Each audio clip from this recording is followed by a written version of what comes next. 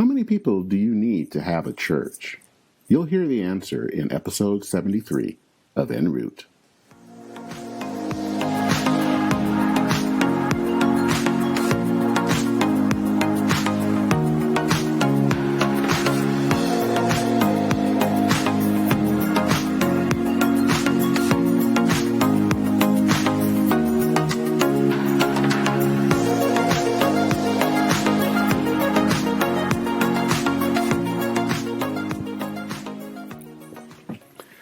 Hey, welcome to En Route, the podcast where we talk about the journey of faith and how it intersects with religion, politics, and culture. I'm Dennis Sanders, your host. Tell me if you are involved, especially in a congregation, especially a Mainline Protestant congregation, that you have heard this phrase probably at some point in your life, whether it's your laity or clergy. Your congregation isn't viable. I'm the pastor of a small congregation just outside of St. Paul, Minnesota, and I've heard that phrase, and you probably have too. Maybe you'll have heard it from a member that's leaving the congregation or from a denominational official. What it says basically is that your congregation doesn't have enough people or enough energy or what have you to survive, and so it's best that you end the visible ministry of the congregation. But is that really the whole story? Is viability based on how many butts are in the pews? And how many people do you need to have a church anyway? Tracy Barnowe says the answer is two. Two people. She gets that from Matthew 18, the phrase, where two or three are gathered. Now, that phrase doesn't exactly talk about how many people you need in a church, but the spirit behind it, that it doesn't matter how many people you have, it's God's spirit that is what drives and helps the community, is what matters. Tracey is an ordained minister in the United Church of Christ, and she has made it her mission to help congregations grow. She doesn't do this by using some secretive, patented process, but by age-old ideas of welcoming people when they visit and inviting family and friends to worship with you. So, if you're the minister of a declining Mainline Protestant congregation, heck, if you're even the minister of an evangelical congregation, this episode's for you. Tracey will tell you why you just need two people to be church. Two people and the Spirit. So, let's give a listen to Reverend Tracy Barnowe.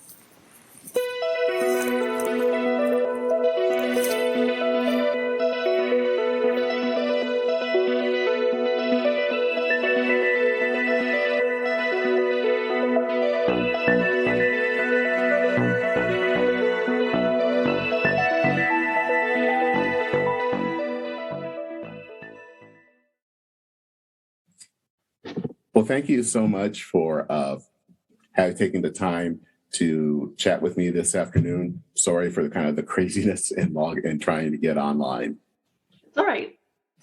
Well, I think the first thing I would like to know a little bit more about you is the kind of your background as a minister and your experience and kind of dealing with congregations as they're dealing with change and decline. Okay, well, for people who know me, I've kind of always been a minister. I was raised in the Episcopal Church, and I've always been that person that's, worried about other people and gathering people together to try and solve a social ill and listening for God, in the mix to figure out, discernment, practicing discernment. I was raised in the Episcopal Church, but I was officially ordained and finished seminary and went through that whole process by the United Church of Christ in 2012. And I've been serving as a full-time minister pretty much ever since, in some capacity or another. Though I did work for churches in other capacities before that point, as youth director and family and spiritual life minister and that sort of thing. So yeah. And I got my start. I really kind of, really kind of got going as a growth specialist when I was attending a church in Portland, Oregon, where I started. I started really getting my groove back in, it would have been 1990, probably around 1998, 1999, when I started attending a church in Portland, Oregon. And I had a moment where I loved this church. They were very, very old. I think I was the only person in the congregation under the age of 70. And I was in my 20s. I was going to college. And I met a neighbor who was in her 90s and who took me through a long series of crazy events that you can read about in more detail in Grow Your Church. That was my first book. But I noticed something when I was there, and that we had people coming in. And people would go again, if a newcomer would come and visit for a week and then disappear and never see them again. And it didn't make any sense to me, because we were a warm, welcoming, loving congregation. We were small, we were older, but we had good music and everybody was really nice and we had good snacks afterwards and, all that. And so one day I was happened to be in the narthex just a little before or a little after service, and nobody else was there. And I saw the old lectern. And they were using it to hold the guest book. And I was like, I remember signing the guest book some years ago, and I'm going to go check it out. I wonder if my name's still in there. And I went to look, and I noticed something really interesting. My name was still in there from several years back. And the guest book was one of those old things. It looks like things you have at a wedding, this huge open thing.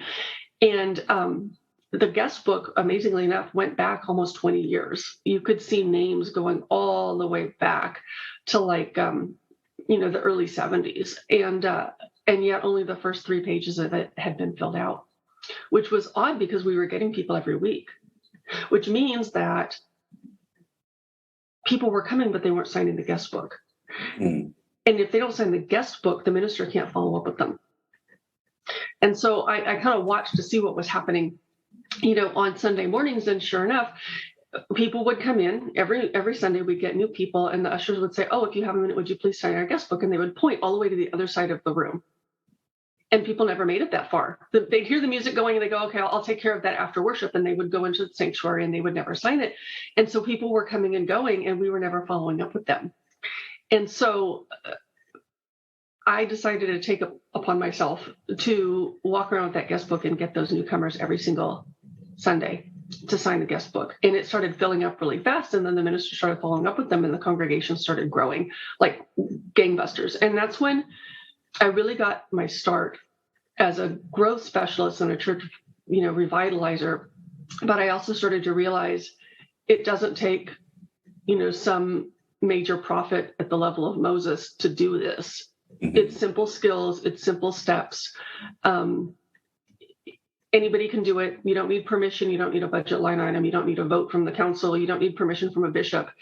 You can just do it. And small things make an enormous difference. And ever since then, I've been trying different things.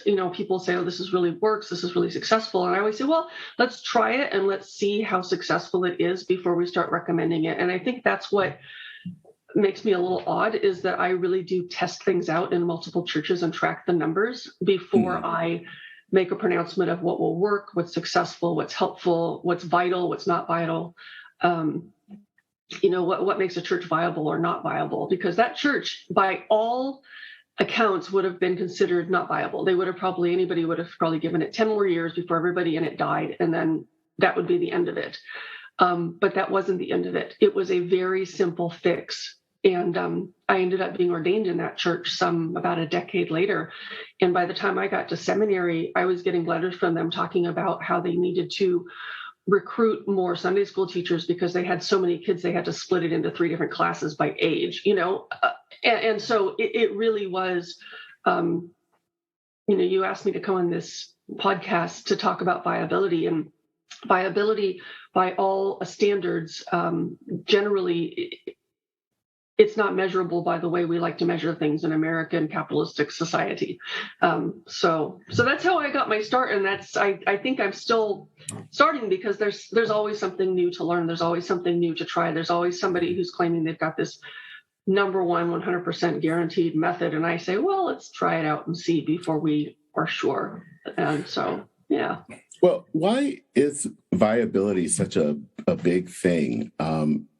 It's fascinating being kind of in a small church, but also around a lot of other small churches.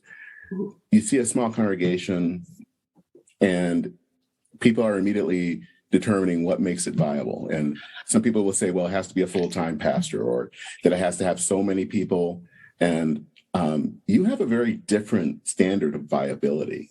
Well, I think the thing is, viability is a really loaded term right now. And the reason why it's loaded is because as churches started struggling, and this started, churches had their big boom when the baby boomers all started having kids, and they started filling up Sunday schools back in the 60s. Well, all those folks aged out by the 80s, early 90s. And at that point, those Sunday schools started petering out, and people started leaving for college, and they didn't come back to those youth groups, and all of a sudden, then we had a whole bunch of crazy scandals in the churches. I would like to say it was just the Catholic Church, but it wasn't just the Catholic Church. And we saw a lot of really bad behavior from politicians and celebrities and public figures who simultaneously claimed to be Christian, or said that they were doing it because they were Christian, whatever they were doing that was so horrible or off-putting. And so people started leaving churches. And churches started, some denominations started really getting into politics. And so all of a sudden, churches experienced, because of a whole bunch of different reasons, a sudden and rapid decline, and they suddenly were missing multiple generations. The 40-somethings were gone, the 20-somethings were gone, and now they're trying to figure out how to get in families that have, the babies and the small children, and they don't know what to do anymore because they're terrified. And amidst all of this, churches, of course, they did what they always do, right? They go to their denomination for support. They in the United Church of Christ, they'll call their associate conference minister their conference minister. In the Episcopal Church, they'll call their bishop or the head of their diocese. The Presbyterians call the presbytery. And they say, I think we're really struggling here. We're about to call a new pastor. We got to go through this process, and we don't know if we have enough money for it, or our roof is falling in and we don't know if we have enough money for it. We'd like to start a new ministry. We think that could really help, but we don't have enough money for it. We need resources. And I think what happened was all of these dioceses and presbyteries and conferences and what have you suddenly got slammed with requests for help. And they didn't have enough resources to help everybody. So they started saying, well, we don't want to waste our time and money on churches that are just going to die anyway. So let's start assessing viability before we dole out help and resources. And it became a math game, right?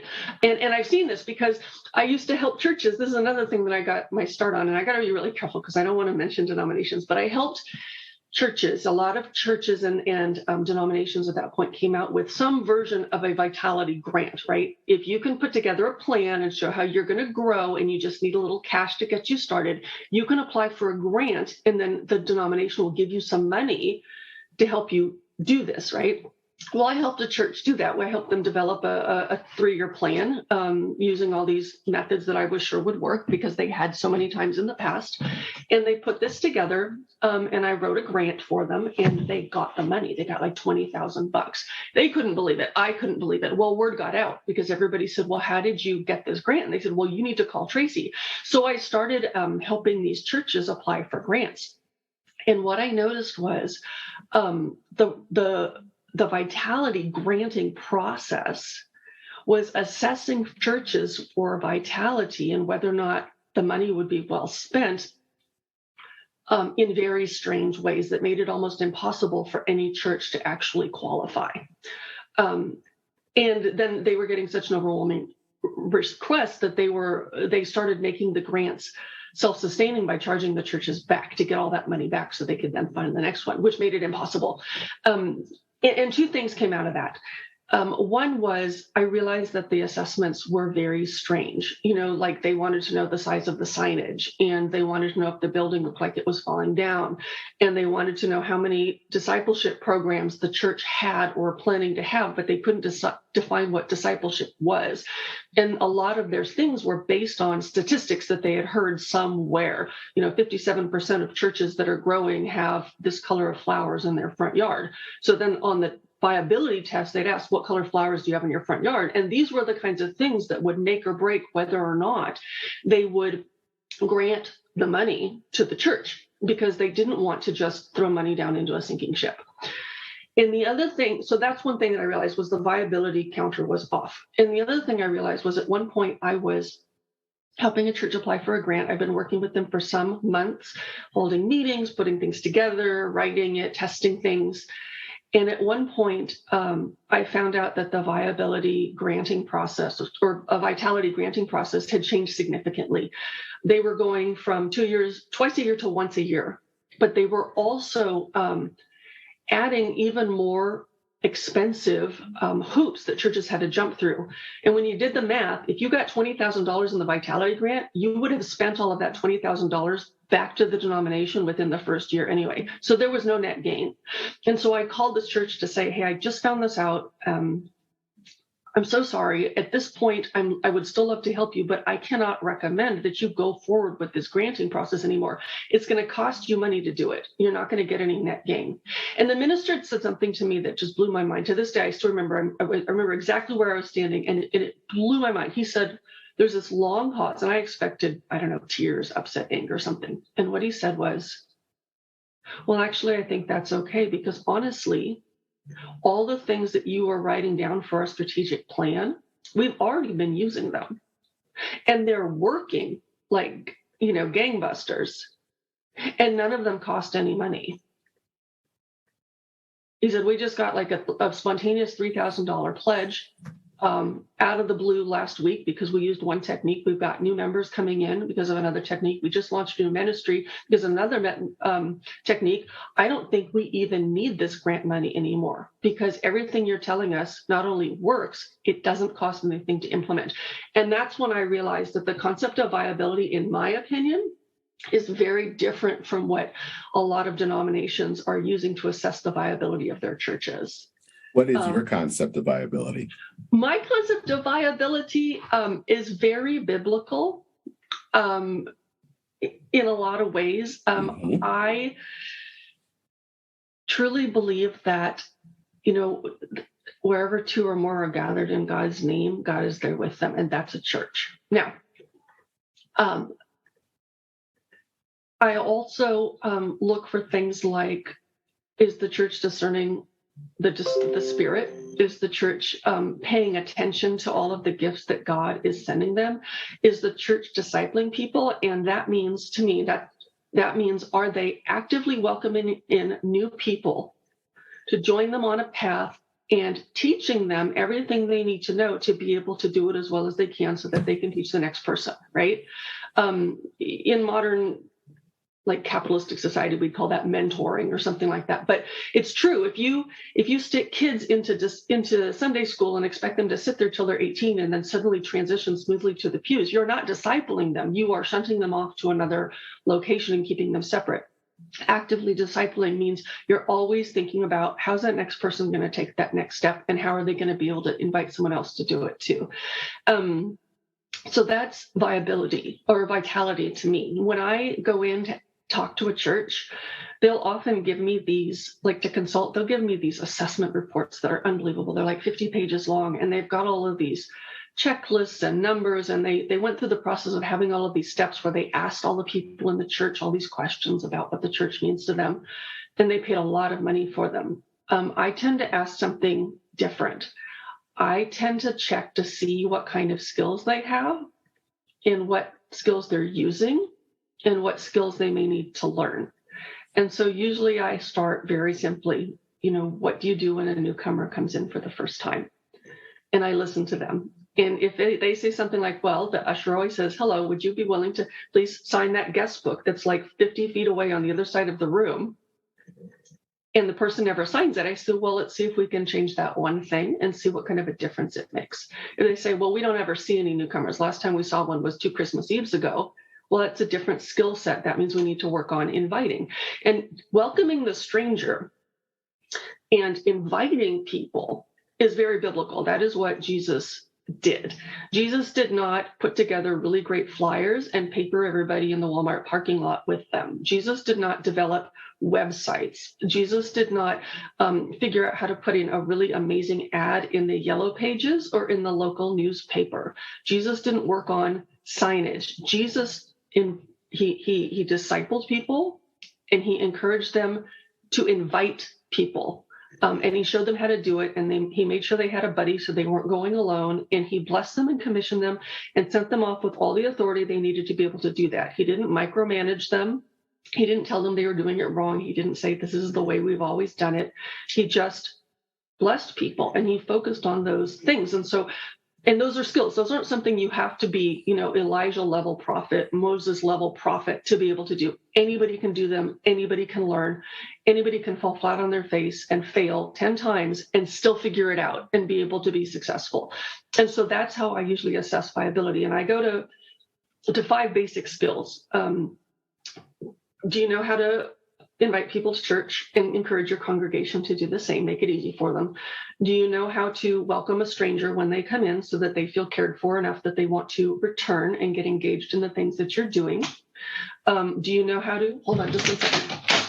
Do you know how to disciple your youth so that they can learn to be leaders, so that they can make the church their own when their generation comes of age? That's really important. I think that's something that they did not do over the past 20, 30, 40 years. Do you know how to ask for money in such a way that you can sustain your ministries and your church? And do you know how to get out of the way and let God do what God needs to do? And just let the church become what it needs to become rather than trying to make the church become what you want it to become. It sounds oversimplified, and I try to actually oversimplify it because that makes it easier for people to remember and it seems a little more digestible. But those are the basic 5 skills that I look at. And that is, those are all biblical skills, right? They're all biblical skills.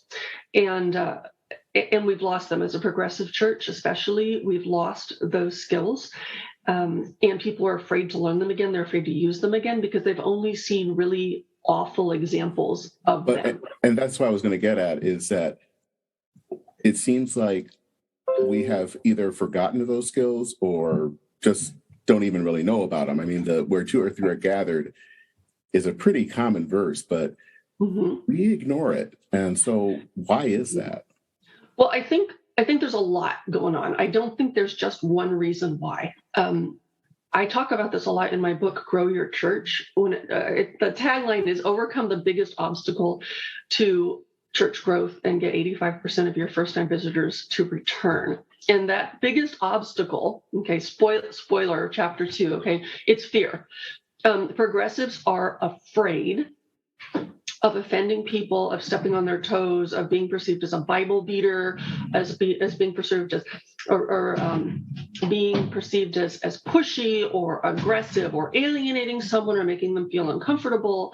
And that generally falls into 2 reasons why. The one is that they've seen it done very poorly. They think telling people about Jesus, the only time they've seen someone do that is like the angry individual with the sandwich board that says God hates, and there's all these lists of people and a megaphone saying, come to Jesus, repent, you all sinners, you're horrible people, and yelling epithets at people as they go by. When someone says evangelism, that's often what we think of. And they don't want to do that. They don't want to be that.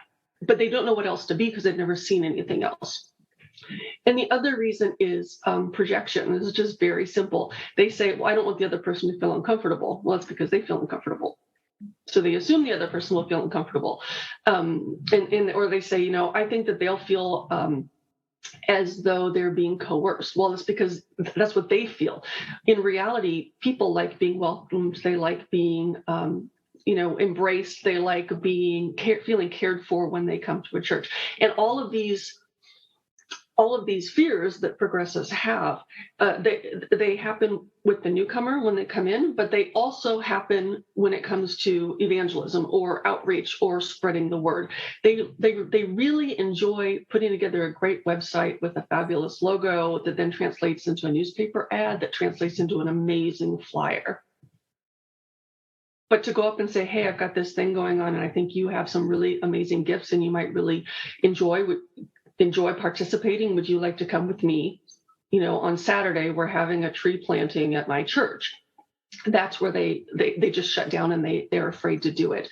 And so that's, I think, a lot of the problem is because they're afraid to do it, and they don't know how to do it. They don't know that there are easy, fun, respectful, thoughtful, honest ways, positive ways to invite people to church, to invite people to be a disciple, to invite people to check these things out, because they don't know how. And if they don't know how, and ministers, I hate to say it, but ministers don't know how, then it's almost impossible for them to do it with their congregation and to teach their congregation and to encourage their congregation. And that's why I talk a lot about church vitality and saying don't assess your church for vitality. If you have people that are excited about your church, it's vital, it's viable, but maybe you need to learn some new skills. And so that's where I've worked really hard to try and break down these skills and teach people how to do them and teach people how to teach them.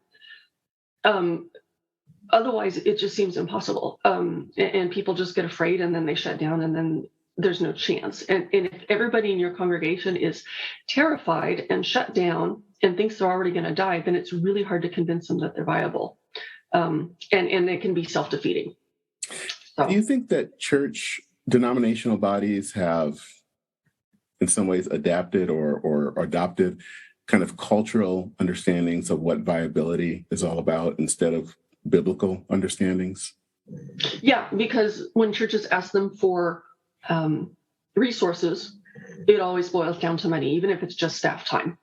There's conversations going on in one denomination right now about if churches are no longer contributing to their larger body, to the associations of churches or to the diocese, do we still help them like when they need to hire a new pastor? Or do we assume that they have not put in enough resources to warrant resources going back?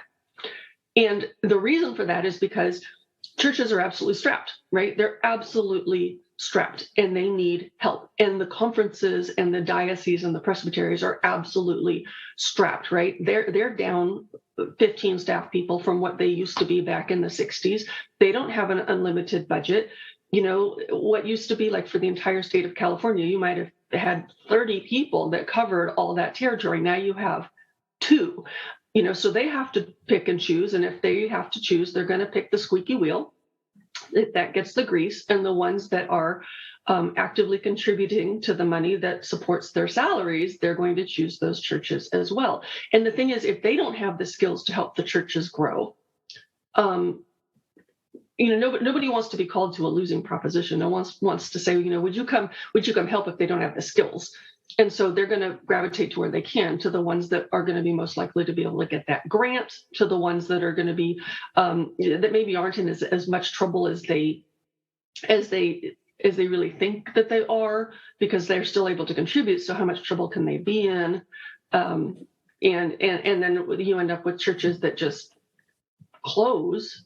And then the denomination will step in and say, okay, well, before you sell that building, though, let's talk.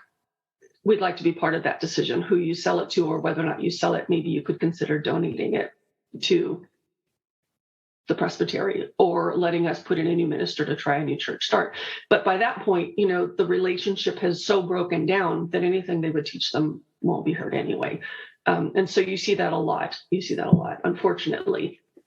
But yeah, I don't think, especially in the progressive church, the ministers that become associate ministers, that become diocesan ministers, that become bishops, that become, and so on, if they never learned how to invite people, and they never learned how to teach people to invite people, simply going up the chain and being, overseeing more and more doesn't suddenly give them skills that they never had in the first place. And they lose their ability to there are opportunities to practice those skills because they're not in parish ministry anymore, doing it every single day.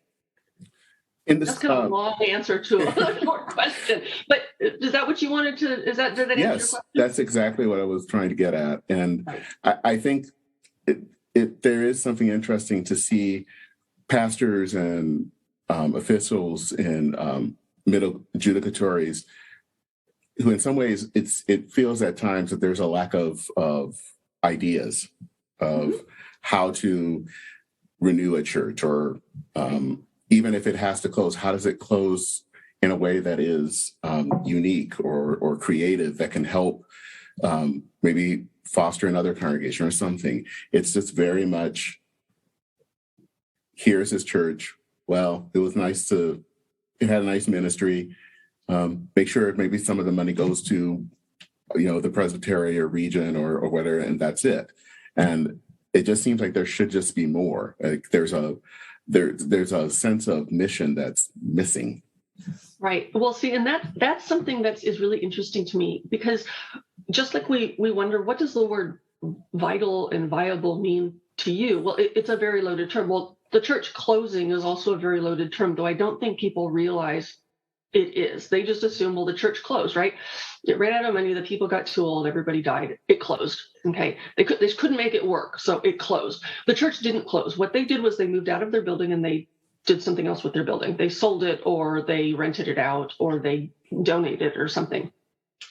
But that group of people went somewhere. Okay. The church did not die. The church cannot close. Okay. They can simply no longer be worshiping in a gigantic building that's falling apart with gorgeous stained glass and an organ and all that sort of stuff. But the church can't close. And actually, I've seen multiple times now where everybody goes, oh, it's so sad. That church closed. They sold their building, and now it's just like 10 older retirees sitting on like a $5 million endowment from the sale of their building, and they've just gone 100% mission at this point. Isn't that sad? No, it's not sad. That's actually amazing, because what they're focusing on is listening to God and trying to figure out how best to use the resources that have been given to them to make the world a better place. And that is exactly what stewardship is in its essence. That's exactly what gratitude is in its essence. That's exactly what giving and mission is in its essence. And I'm not surprised at all that they're finding it joyful, because they get to think about what's really important to them, what's really important to all the people that stick by stick built that church, with every bake sale, with every a rummage sale, with every car wash. Money was put into that building, and now they suddenly have it. And instead of spending it on a roof and protecting the stained glass or repairing the organ, they're spending it on things like food pantries, homeless shelter, rescuing pregnant homeless women, right? Getting teens out of gangs, Habitat for Humanity. And they're spending the money on the basics, right? When you were a stranger, did you welcome me? When I was hungry, did you feed me? When I was thirsty, did you give me something to drink? That's where they're putting the money. And it's 100% mission. And they're not burdened by this gigantic building that they simply can't afford anymore. In my opinion, that's an incredibly vital church. If they get together once a week and they pray, and then they figure out how to gratefully redistribute these resources, that's an incredible church. Mm-hmm. It just, people think, oh, it closed. No, wherever two or more are gathered, Jesus is with them. And so that's, the church can't die. It can just move out of buildings. Mm. So, yeah. Going back to the article that I read, where you were hired on, I believe, for Sunday school. Yes. Yeah. I refuse to be in Sunday school. Okay, go ahead. Finish your question, and we'll talk about it. It was just funny because it's kind of like one person said kind of like, "Ooh, I'm not in your position anymore," and they were all kind of throwing their stuff at you. They were. But there was this one woman that really came and I think changed. It seems like it changed everything. And yeah, would you mind sharing that story? Yeah. Well, okay. So, yeah, I was in I was in seminary and I had two small children. My little girls were very young at that point. I think they were like 3 and 6. They were, at that age where everybody just is so excited to have them at any church, And so we stopped by one Sunday and they saw me and asked me about myself. I said, "Oh, I'm in seminary. I'm planning on being a minister," and they were like, "Oh, our new Sunday school teacher has arrived. How can we, we've been looking for someone." And they were just convinced that I should be, because I was the perfect caricature of what everybody thinks the Sunday school teacher should be. Right. And so I said, "No, I'm not good at Sunday school. I'm good at playing with a group of kids. I'm not good at keeping them seated and organized and raising their hands and, getting through some sort of a lesson." So I declined that. But I said, why are you so eager to hire a Sunday school teacher? And they talked about how they're trying to get more. It is all about growth and vitality, right? They're trying to get more people in and trying to get more kids in. And they had these sort of youth programs that were sort of languishing. And so I said, "All right, well, I'll talk to you," And so I was going to go talk to, I think, the minister or something. And so I walked in the door and there's like 6 people around the table, 4 people around the table. All the heads were there because he had shared with them what I had said about some growth and vitality stuff. And so we talked for like two hours. And I don't think I put this in the article, but at the end of the 2 hours, because they kept saying, "Well, we want to do this. Could you help us with this?" And I said, "Well, probably not, because a lot of churches try that and that doesn't work. What are you trying to get to? What I would do it this way." And everything that they were trying to do, which wasn't working, I was trying to very politely negate and say, "No, I would do it differently. That's why I don't think this is going to work." And at the end of the conversation, we've been there for 2 hours, one of the people said, "Well, okay, great. So you'll be here Monday at 9. And we're going to need a job description. So if you could just write down everything you just said, because I wasn't able to take notes that fast, just write down everything you just said and bring that with you. That'll be your job description." And I was like, "I'm sorry, did you think you just offered me a position and I just accepted?" Because I missed that part. But I did. I started. And yeah, that first day I showed up Monday morning, 9 a.m. It was only for 10 hours a week. Okay, 10 hours a week.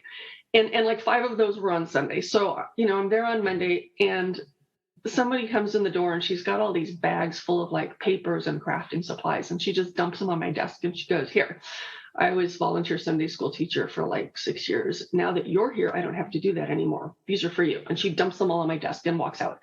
And then, half an hour later, someone else walked in with all these bags and bundles and boxes full of, youth supplies and papers and documents and old files and lists and things. And she goes, "Oh, okay, I heard they hired you. So here, you're going to need all of these because I don't need them anymore. And they're just cluttering up space in my garage." And she like dumps all the stuff on my desk. And this happened like 10 times over the course of a couple of hours. All of these people who had been volunteering and helping and working with the youth and, in various capacities over the years, all came in and quit. And they were all volunteers. But in their mind, there's a couple of problems there. First of all, they assumed that a 10-hour a week employee was going to be able to replace, all of these people, 10 employees that had been doing this or 10 volunteers that had been doing this for years. That wasn't true. And the other thing it told me was that these people were fried. They were burnt out. They were tired. They were frustrated. For whatever reason, this was no longer fun for them. If it had ever been, it felt like a chore and they didn't want to do it anymore. And they were relieved and grateful to be able to get rid of it. And that let me know something about the state of the church. And the other thing that they kept telling me was they wanted me here because I had all these fresh ideas. It was a big thing that kept coming up during that first interview. We need someone with fresh ideas. We've been doing this for so many years. We've been trying all these things and we just don't have any fresh ideas anymore. You're going to be the person that brings all these fresh ideas to this sort of stale air. And after all these people came in, I'd been there, things progressed. I went on for a couple of weeks. And then at one point, one woman asked if she could talk to me. She sort of pulled me aside, said, "I really like what you're doing with the kids. And I really like the program that you did. I've been hearing about this, that, and the other, and I'm so glad that you got this going. I've been trying to get the church to do that for years." And I said, "Pardon?" She goes, "Oh, yeah, your idea to do whatever this was with the kids, I've been trying to bring that up for like years and years and years, and no one would want it. No one wanted to do it. No one wanted to listen to me. And they never did it. I don't know how you got them to change their mind, but I'm so glad that you did. And I remember thinking, for a church that says they don't have any good ideas and they don't have any fresh ideas, they have someone who had a really great one that was clearly successful because it had just worked. And they just hadn't been paying attention or listening or wanting to hear, right? And so, I anytime anybody shows any interest in doing anything, I say, well, let's get together, let's talk, tell me more. And I make time to listen. And turns out this woman was a font of new ideas. She was a hamster wheel of great ideas. And so I said, well, at that point I could have said, now, this is my job. This is often happens to people, right? This is my job. I don't need your help. Thank you. I'll take it from here. Or they'll say, that's not the way we always do things. Or, well, did you run that by the council? Or they'll say, we just don't have the resources for that. Maybe next year, shoo. And that happens so often. And people don't even realize they're doing it when they do it. But what that does is it shuts someone down really quickly. And what they're doing is they're shutting down the Holy Spirit that's trying very hard to set a fire under somebody. And so what I did was I said, well, tell me what else you've been trying to do. I'm so sorry that's been frustrating for you. What are you thinking? And she had all these great ideas. And so what I said was, well, that sounds great. Which one do you want to start with? That sounds amazing. Who in this church do you know well enough that you think you could work with them so that you're not trying to do this by yourself? Oh, that sounds fantastic. Let's talk about how you would logistically do this. Have you thought through the steps?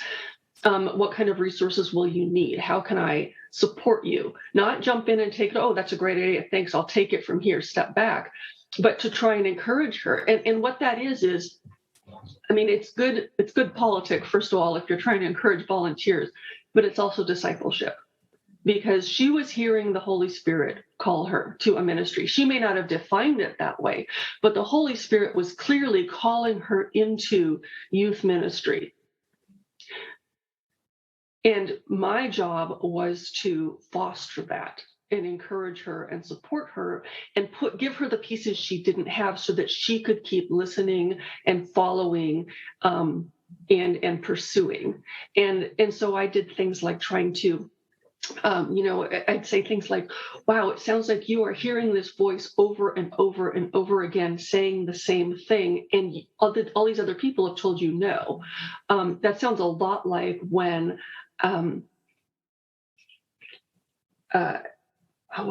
Samuel was with Eli the priest, and Samuel was hearing the voice over and over again, and he didn't know what to do with it, and he ran to the priest, and the priest could have said, hush, you're just a kid, what do you know? But instead he said, well, whatever the Lord tells you, keep listening and ask for clarity, right?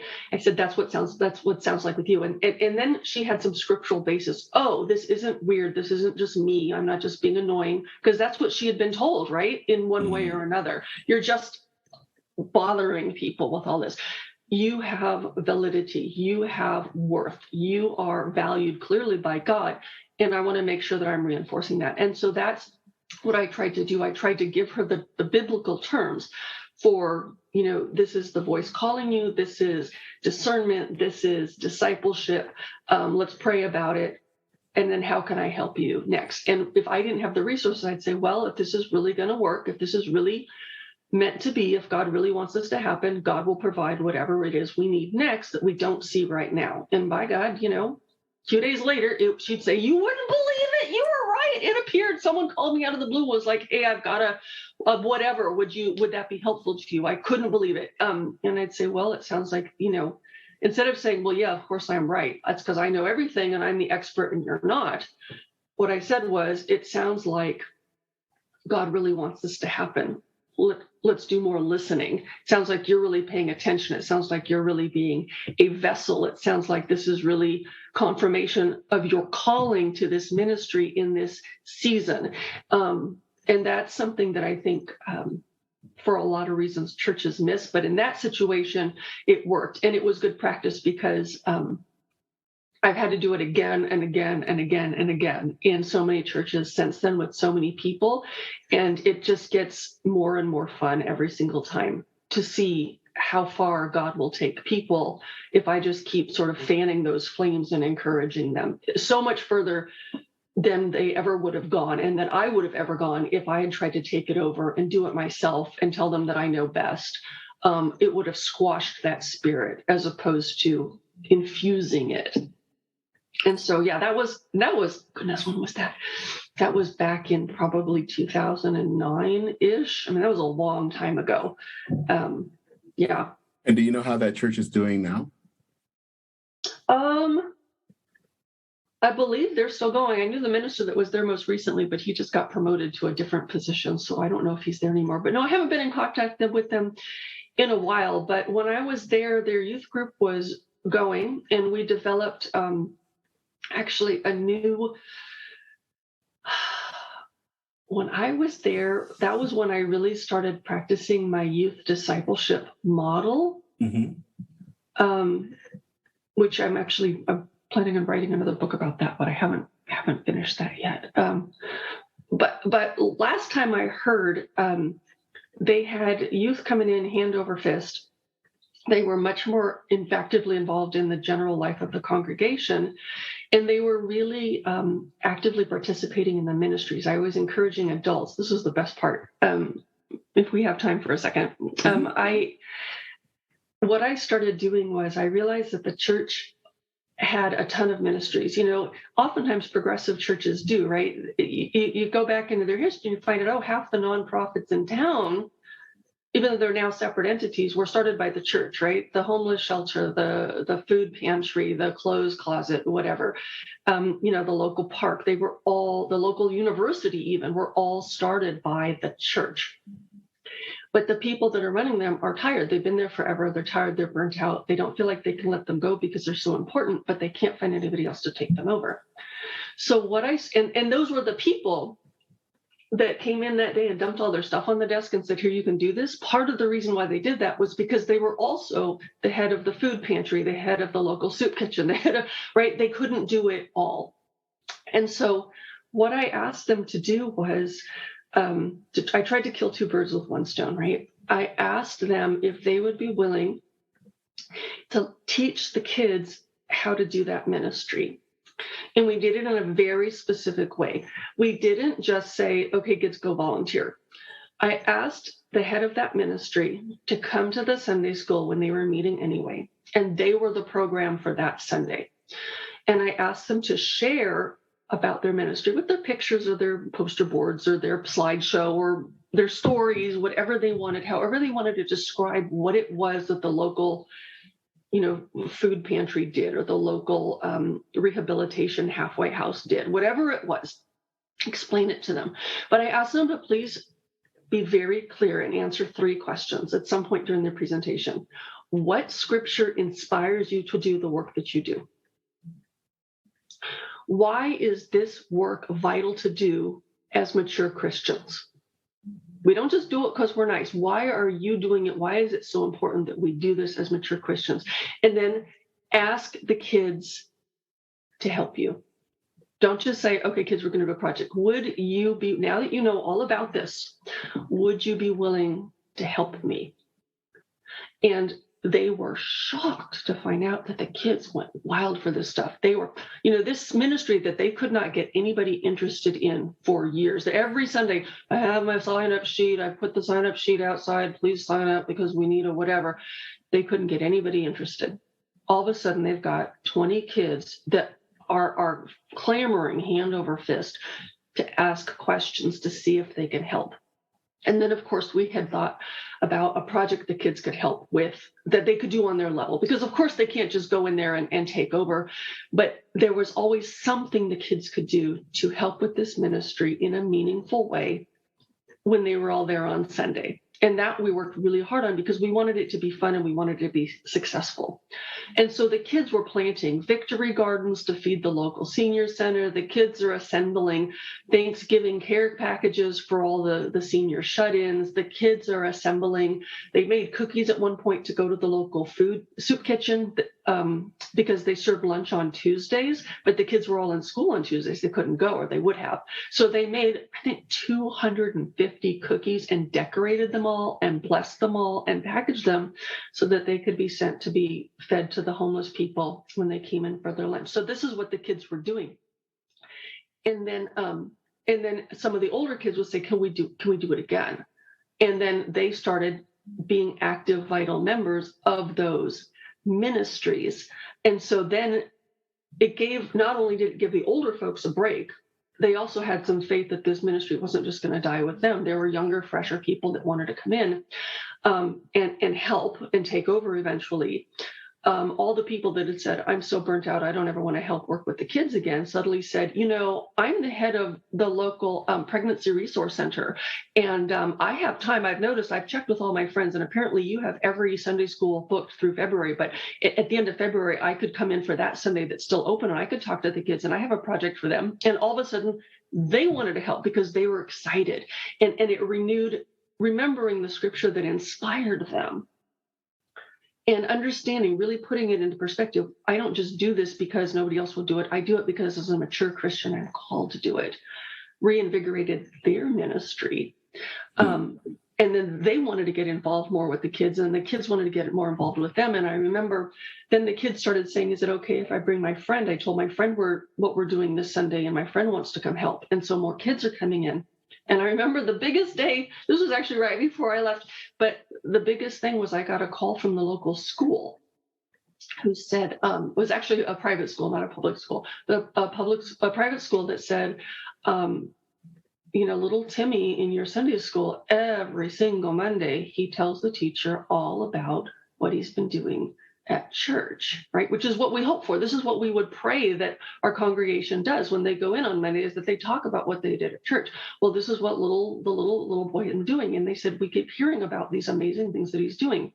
Would you be willing, as a representative of your church and as the youth director, to come to the school and speak at an assembly to talk to our kids about the problems of poverty in the community, what causes it, what your church is doing to fix it, and how we can help? And this is, right, that's evangelism when it works well, okay? I didn't have to stand at a street corner and scream at people. And the thing was, the church at that point may have still been small. It wasn't a 600,000, person mega church, but it was vital because discipleship was happening, invitation was happening, welcoming the newcomer was happening, making the world a better place one step at a time was happening.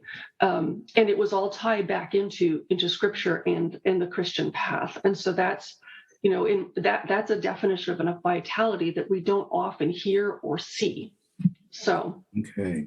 Well, I know that you have to have a heart out, but I would love to have you back to talk a little bit more about this in the future, near future.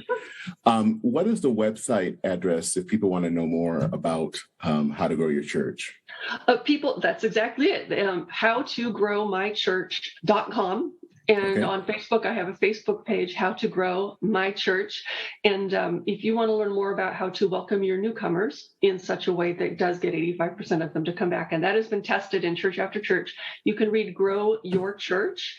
And if you want to learn how to invite people and teach your congregation how to invite people in a very effective manner, step by step, you can read Unstoppable Outreach by Reverend Tracy Barnowe. And you can get that on howtogrowmychurch.com, or you can get it on Amazon or Kindle or wherever you normally get your books. Thank you so much, Dennis, for having me on. I love talking church vitality. I love talking church growth.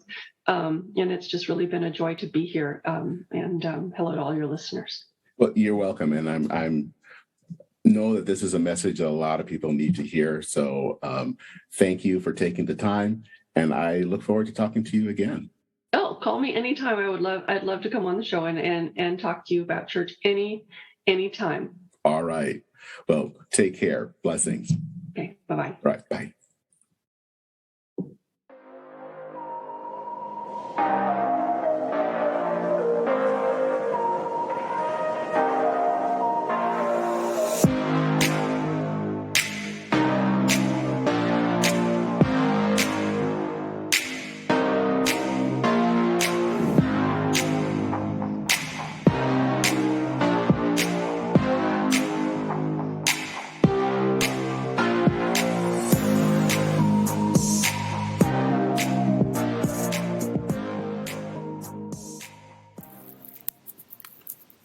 So I'm really thankful that Tracy was able to come onto the show.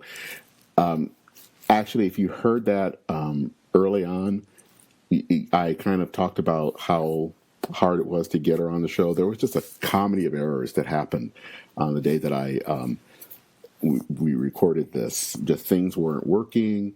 I lost the internet temporarily, and all of this crazy stuff happened. So I'm thankful for her patience and for being able, after all of that, to have a really good conversation. And I have to have her back because I'd like to have a longer congregation, and I feel like I need to make it up to her. So, but thank you, Tracy, for your patience. So I have before we go, a bit of a story that's related to this podcast. Back in mid-December, the regional minister came to worship with us. And the regional minister in the Christian Church Disciples of Christ is kind of most disciples probably will go crazy if I say this, a bishop or a conference minister. It's a person that obviously is in charge of oversight and is the pastor to the churches in the region. And so he was there, and I was kind of describing the congregation, and I remarked on the size. And he could probably tell that I was a bit sheepish about the size. And he decided to tell a story about something that happened early in his own ministry, where he was the pastor of a congregation of 12 people. They were small, but they were also incredibly engaged in the community that they lived in. They were involved in mission. And he reminded me that the size isn't what matters in God's eyes, it's faithfulness.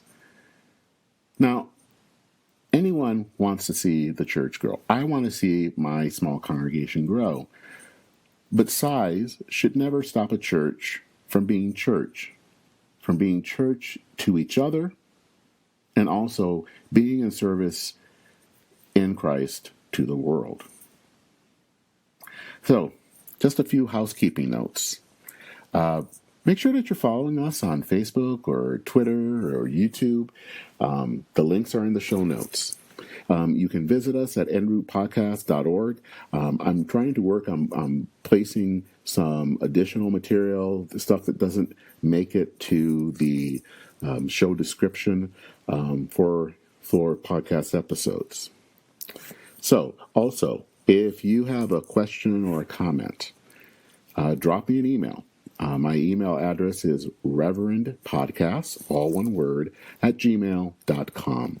And I really do want to hear your questions and your comments, so please send those emails. I would love to have them, and I would love to be able to respond. Finally, please consider leaving a rating or writing a review on a podcast app. Podcasts are kind of like everything online these days. They're run on algorithms. And when there are more positive reviews, it's a whole lot easier for people to find this podcast. And I think it's important that we have a podcast like this that looks at mainline Protestantism, obviously from the inside, but also with a critical eye. And I need your help to make sure that this podcast can spread. I've made it easy for folks. If you look in the show notes, there is a link, and that link helps you to go directly to the podcast app of your choice, where you can leave your rating. You'll see the link. It's ratethispodcast.com/church in Maine. So that is it for this episode of En Route, a journey of faith and modern life. I'm Dennis Sanders, your host. Take care, Godspeed, and I'll see you soon.